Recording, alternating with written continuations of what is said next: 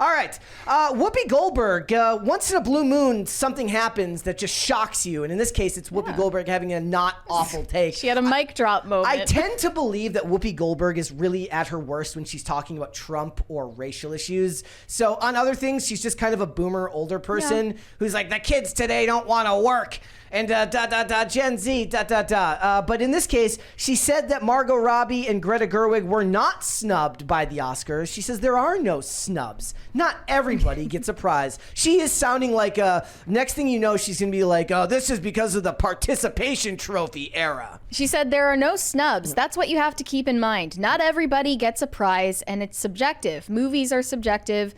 The movies you love may not be loved by the people who are voting. Yep. So she's just speaking common sense to these women whose biggest problem, whose biggest civil rights struggle is that their favorite actress isn't getting an award at the Oscars. It is a rough life to live. The absolute state of feminism. Yep. You know, there are women across the globe that are facing actual problems, and feminism has never paid attention to that. This is why part of me thinks those women actually have fewer problems than the women that believe feminism is a good idea. Fewer mental problems, that's for sure. This is why I believe that Shoe on Head was right yesterday when she said this was 9/11 for feminists. It was. Yeah, it was basically. But Hillary Clinton weighing in was just beyond parody. Like, I'm done with these people. The only legitimate complaint feminists have had for like the past 20 years is what dudes shouldn't be in our bathroom. That's the only. But they're not actually complaint. making those complaints. Feminists? Feminists TERFs are. The radical. That's a subsect. That's a subcategory of feminists. Yeah. I didn't say they made a lot of good arguments. I just said they're the one they have. Yeah. This is the response that somebody had. So it says, Barbie earned a total of 8 nominations, including Best Picture. Gerwig is a nominee for screenwriting, and so is Robbie as one of the film's producers. Yet shutting Gerwig out of Best Director and Robbie out of Best Actress has resulted in backlash against the Academy. Do we need a new category that's Best Female Director and Best Male Director? They will never. I mean, they have actor and actress. They want to get rid of that. They want it to just be actor. Oh. They don't even want to have actress because actresses find the label of actress to be demeaning. Well, then no men are going to get nominated for anything. Then it's only misogyny forever after that. If you get nominated as a male, it's because you have a penis. Mm-hmm. Yep. So this is what Sarah Haynes asked her on The View. It says, the message of all of this is not lost on me, but one question I have, and maybe Whoopi is the only one that can answer this, when does it become a snub? She asked. She goes, I know the film, I know the greatness and the money, but that assumes someone else shouldn't be in there. Yeah, that's the question. So the real issue is like, okay, who would you remove? Mm-hmm. Like, right? Unless the feminists got their way, they just keep adding places. Like they wouldn't just stop it at 5 or 6. They'd be like, well, maybe there was 10 great movies last year, so we got to have 10 people that are up for the award. Do you think that Margot Robbie or Greta Gerwig, either of them, feel personally offended by this? Or is it just a bunch of people on the internet? It's just people on the internet. And Kino Corner pointed out yesterday, goes, Greta Gerwig has handled this perfectly fine. She's been a class act the whole time. She hasn't made any comments about any of this stuff. So maybe the people who are like angry on her behalf should take her lead. Yeah, she's not even smart enough to come up with feminist rhetoric to explain why the Barbie movie was feminist. Yeah. She's not that great at her job in that sense. We got a $20 one here from a Magic Monkey. It says, Phil, when are you releasing the song Very Failed Musician so we can make it go platinum and tell Hassan to punt sand?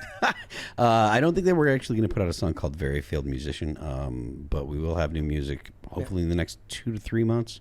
I'm looking for April 1st. By April 1st, I want to have something out. So right now we're waiting on getting it mixed and then the master and then...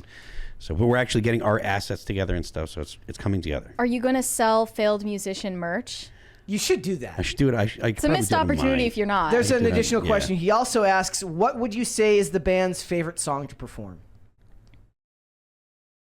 I don't know that there's one song that the entire band likes to perform. Personally, I like whatever the crowd is going to respond to is what's most fun to perform. Like, because for me, the thing that's really awesome about being in a band is playing shows. That's why I started. It wasn't because I wanted to be. Some people want to be in the studio. Some people enjoy the tour. Some people enjoy. There's any number of different aspects that really people love. Shows? For me, it's being on stage and playing shows and having people sing along. That was the thing I wanted.